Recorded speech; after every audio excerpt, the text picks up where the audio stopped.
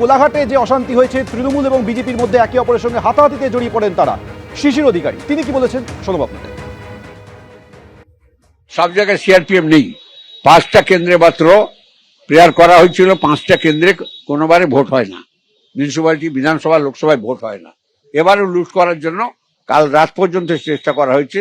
CRPF placing এর দেখে ভয় পেয়ে গেছে এবং বিশেষ করে স্টেট গভর্নমেন্টের অফিসাররা যারা সিকিউরিটির দায়িত্বে থাকেন সুপ্রিম কোর্টের অর্ডার বলে ভয় পাচ্ছে।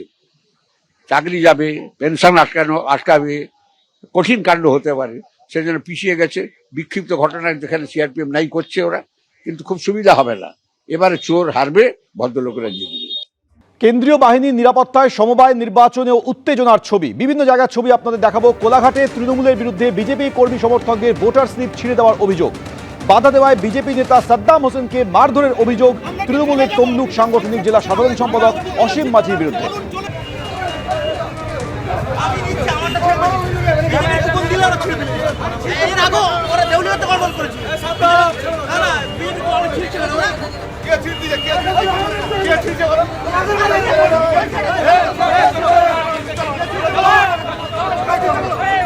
কোলাঘাটের পাশাপাশি হেরিয়াতেও বিজেপি এবং তৃণমূল কর্মী সমর্থকদের মধ্যে উত্তেজনা ছড়ায়, বচসায় জড়িয়ে পড়েন তারা। বাহিনীর সামনেই তারা বচসায় জড়িয়ে পড়েন। আজ বিভিন্ন জায়গায় সমবায় সমিতি নির্বাচন হচ্ছে এবং সেই নির্বাচনে কেন্দ্রীয় বাহিনীর উপস্থিতি সত্ত্বেও অশান্তির ছবি সামনে এসছে।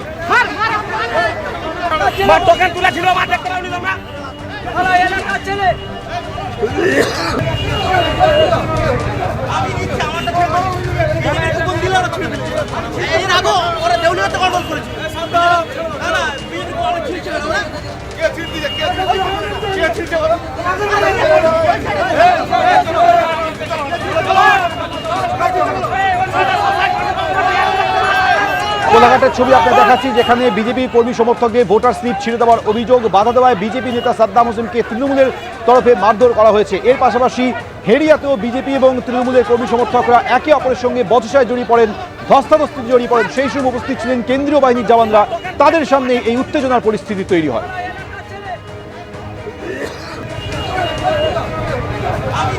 অন্যদিকে রামনগরেও অশান্তির পরিবেশ, সমবায় ভোটে গন্ডগোলের অভিযোগে রামনগরে বিজেপির তরফে পথ অবরোধ করা হয়, সেখানেও উত্তেজনা ছড়ায়।